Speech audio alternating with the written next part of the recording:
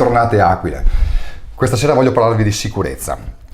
In attesa che il governo neoinsediato centrale si occupi di questo argomento, che magari anche noi in Friuli ne traiamo eventualmente dei benefici, sono a riportarvi due casi realmente accaduti di recente. È accaduto sostanzialmente che in due casi ben distinti e in due abitazioni ben distinte un gruppetto di malintenzionati si sia divertito in pieno giorno, tra mezzogiorno e le 14, a cercare di forzare delle porte di abitazioni con l'intento di entrarvi nonostante ci fossero delle persone all'interno. Questi casi, oltre che a un senso evidente di impunità che hanno queste simpatiche persone, ecco così, hanno secondo me quello che è il senso di libertà, di tranquillità di poter fare queste cose. È chiaro che qui qualcosa non sta andando bene, bisogna prendere il toro per le corna, come dico io.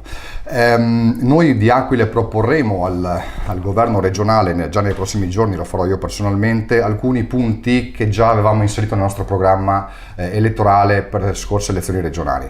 Sono punti semplici, di semplice attuazione, non più di 4 o 5, partendo dal potenziamento delle dotazioni della polizia locale sul nostro territorio, fino ad arrivare alla creazione di un vero e proprio corpo ausiliario di polizia, cosiddetta, che noi chiamiamo regionale, cioè un corpo regionale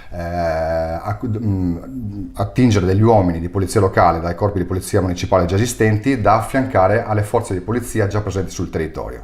Questo è fattibilissimo, lo si può fare, noi lo possiamo fare come regione autonoma, come anche ad esempio indire dei concorsi pubblici regionali per assumere fino a 2000 nuovi elementi di polizia.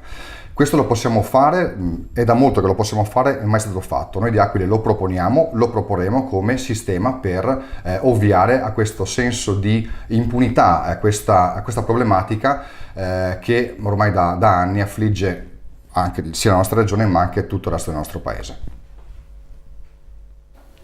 Vi ricordo che potete seguire Aquile Libere tutti i martedì sera, subito dopo il telegiornale serale di Telepordenone in questa emittente, canale 15 del digitale terrestre. In questa rubrica, promossa dal Movimento Aquile del Friul, tratteremo argomenti di natura politica, di Friuli, di territorio, di cultura e perché no del sociale della nostra regione Friuli Venezia Giulia.